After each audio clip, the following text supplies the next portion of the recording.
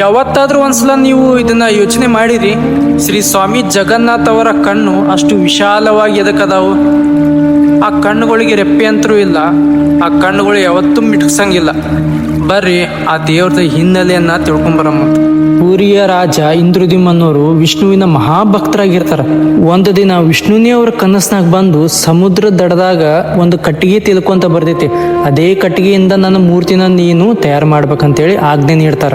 ಮರುದಿನ ಬೆಳಗ್ಗೆ ಅದೇ ಕಟ್ಟಿಗೆ ಸಮುದ್ರ ದಡದಾಗ ಸಿಗ್ತೈತಿ. ಅವಾಗ ವಿಶ್ವಕರ್ಮ ಅವರು ಬಂದು ಈ ಕಟ್ಟಿಗೆಯಿಂದ ನಾನು ಮೂರ್ತಿನ ತಯಾರು ಮಾಡ್ತೀನಿ, ಆದ್ರ ಒಂದು ಷರತ್ತಿನ ಮೇಲೆಗೆ ಅಂತ ಹೇಳ್ತಾರ. ಅವಾಗ ಅವ್ರು ಹೇಳ್ತಾರ, ಎಲ್ಲಿ ತನ ಈ ಮೂರ್ತಿಯ ಕಾರ್ಯ ಪೂರ್ಣ ಆಗಂಗಿಲ್ಲಲ್ಲ ಅಲ್ಲಿ ತನ ಯಾರು ಒಳಗಡೆ ಬರೋ ಹಾಗಿಲ್ಲ ಅಂತ. ಅವಾಗ ಆ ರಾಜ ಈ ಮಾತಿಗೆ ಸರಿ ಅಂತ ಹೇಳ್ತಾರ. ದಿನಗಳು ಕಳೀತಾ ಹೋಗುತ್ತ.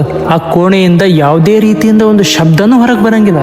ಅವಾಗ ರಾಣಿಗೆ ಬಹಳ ಚಿಂತೆ ಆಗುತ್ತ. ಒಳಗಿರೋ ವ್ಯಕ್ತಿಗೆ ಯಾವುದೇ ರೀತಿಯಿಂದ ಅಪಾಯ ಆಗಿಲ್ಲ ಅಲ್ವಾ, ಅವ್ರೇನಾದ್ರೂ ಸತ್ತು ಹೋದ್ರ ಅಂತ. ಅದೇ ಭಯದಿಂದ ರಾಣಿ ಬಾಗಿಲನ್ನ ತೆಗಿಯೋಕೆ ಆಜ್ಞೆ ಕೊಟ್ಟು ಬಿಡ್ತಾಳ. ಒಳಗಡೆ ಹೋಗಿ ನೋಡ್ತಾರ, ಮೂರ್ತಿ ಹಾಗೇ ಇತ್ತು. ಕೈ ಕಾಲುಗಳು ಇನ್ನೂ ಪೂರ್ಣ ಆಗಿದ್ದೇ ಇಲ್ಲ, ಆದ್ರ ಕಣ್ಣುಗಳು ಅತ್ಯಂತ ವಿಶಾಲವಾಗಿದ್ದವು. ಮೂರ್ತಿ ಕೆತ್ತನೆ ಮಾಡ್ತಿರ್ತಾರಲ್ಲ, ಆ ವ್ಯಕ್ತಿ ಅಲ್ಲಿ ದೇವರಲ್ಲಿ ಅದೃಶ್ಯವಾಗ್ಬಿಡ್ತಾರ, ಅಂದ್ರ ದೇವರಲ್ಲಿ ಐಕ್ಯ ಆಗ್ಬಿಡ್ತಾರ. ಅವಾಗ ಆ ಮೂರ್ತಿ ಒಳಗಿಂದ ಒಂದು ಧ್ವನಿ ಬರ್ತೈತಿ, ಇದೇ ನನ್ನ ರೂಪ, ಹೊರಗಿನಿಂದ ನಾನು ಪೂರ್ಣವಾಗದೇ ಇರ್ಬೋದು, ಆದ್ರ ಭಕ್ತರ ಪ್ರೀತಿಯಲ್ಲಿ ಭಕ್ತರ ಕಣ್ಣಲ್ಲಿ ಯಾವತ್ತಿಗೂ ನಾನು ಪೂರ್ಣನಾಗೇ ಇರ್ತೇನೆ ಅಂತ.